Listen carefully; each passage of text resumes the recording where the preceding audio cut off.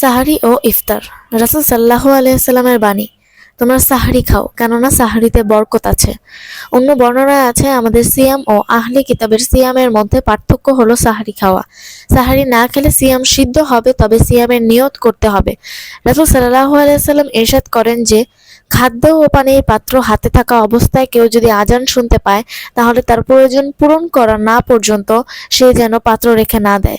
যদি এমন হয় যে খাওয়া শুরু করা হয়নি, ইতোমধ্যে আজান হয়ে গেল, তবুও খানা খাওয়া যাবে, এতে সিয়ামের কোনো ক্ষতি হবে না। ইফতার তাড়াতাড়ি করাই শরীয়ত সম্মত, অর্থাৎ সূর্যাস্তের সাথে সাথে ইফতার করতে হবে।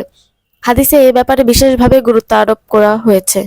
রাসূল সাল্লাল্লাহু আলাইহি সাল্লাম বলেন, দিন চিরদিন বিজয়ী থাকবে যতদিন লোকেরা ইফতার তাড়াতাড়ি করবে, কেননা ইহুদি নাসারা ইফতার দেরিতে করে।